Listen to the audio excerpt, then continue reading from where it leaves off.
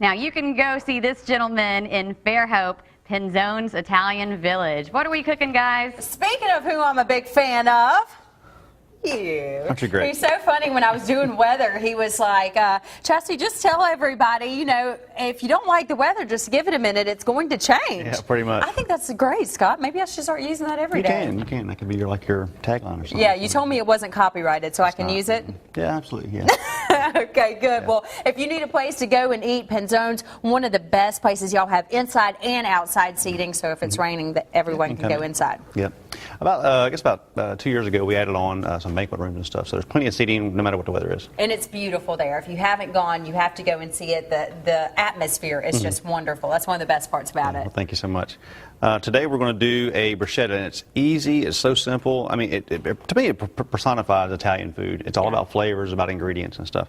Bruschetta is just grilled bread with different types of ingredients. And basically how it started was, workers would take their bread, they would go out and work in the field, whether it be, they're picking tomatoes or they're picking grapes or, whatever, and they would actually just take some of the produce that they were picking and mix it together with some olive oil, and that would be their lunch. Bruschetta is a great thing to me for summertime because it is so light, and you can eat it for just an appetizer, but you could also eat it for a lunch. Right, absolutely. And these are very popular. A lot of people order these just for as an entree, and they are available as entree if you'd like. Cool. Now, what's the first one that we're making? First one we're going to use some local tomatoes here. Okay. All right. You always talk about buying local. I love that. I mean, to me, that should always be their first choice. Right. Yeah. Then we're going to add some sun-dried tomatoes. Okay. Now, as far as sun-dried tomatoes and just normal tomatoes, do you think it really makes it to use both? Yeah, absolutely, because there's a certain bit of the little extra sweetness, a little extra ingredient there, a little extra something to it. Sun-dried tomatoes. I wouldn't have thought about sun-dried tomatoes for bruschetta. Yep. Then we're going to add a little bit of kale. I try to sneak that in whenever I can because it's very delicious. Right. It's really good for you. Really and good for you. Add a little sliced garlic. Okay. And a little crushed red pepper. A little zip. A little bit of sea salt. I love sea salt too. Yeah, absolutely. Pretty much everything you're using, I love today. So everything you pick up, I'm like, I love that. And then we're going to add some olive oil. And then we're just going to I'm going to use this knife to kind of toss it around a little bit.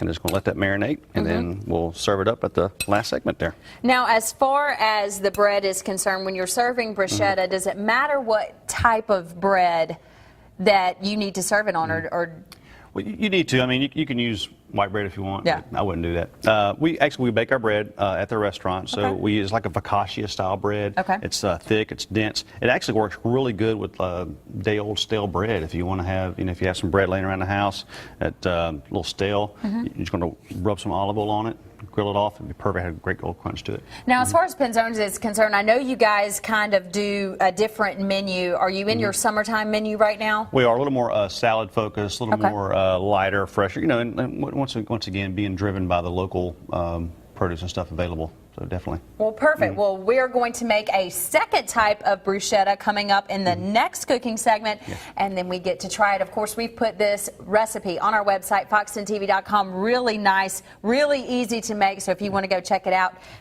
there. Cherish, I'll definitely be checking this out in a little bit. Welcome back to our kitchen. Here on Studio 10, we have Scott from Penzone's Italian Village making two different types of bruschetta for you this morning. One you finished full of tomatoes and onions. Now you're going to do a second type, and this is more of a bean base? It is. Actually, if you like hummus, you'll love this. It's great. I mean, these are a lot of... I thought about it 2 years about taking this off the menu for some reason. I don't know why. And then somebody's like, if you do that, I will punch you in the face. So, you don't want that because then you're going to have a hard time appearing on Studio 10. Right. No, I'll never be a beauty queen. I know, never. Ladies. Yeah, anyway. Okay, so you need, of course, some beans. What kind of beans do you have? Cannellini. Okay.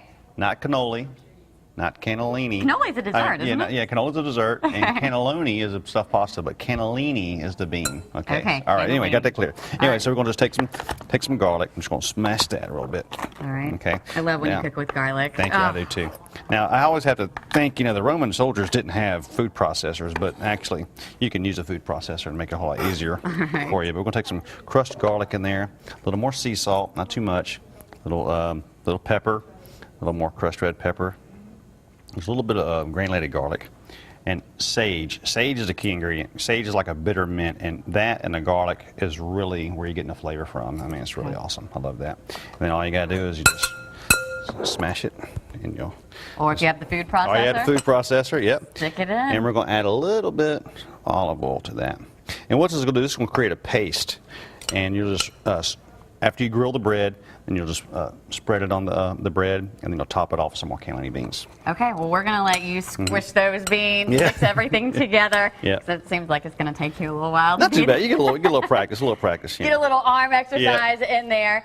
So Yeah. Scott was nice enough to share his recipe with us. You can make this at home, and that's on our Studio 10 page on fox10tv.com.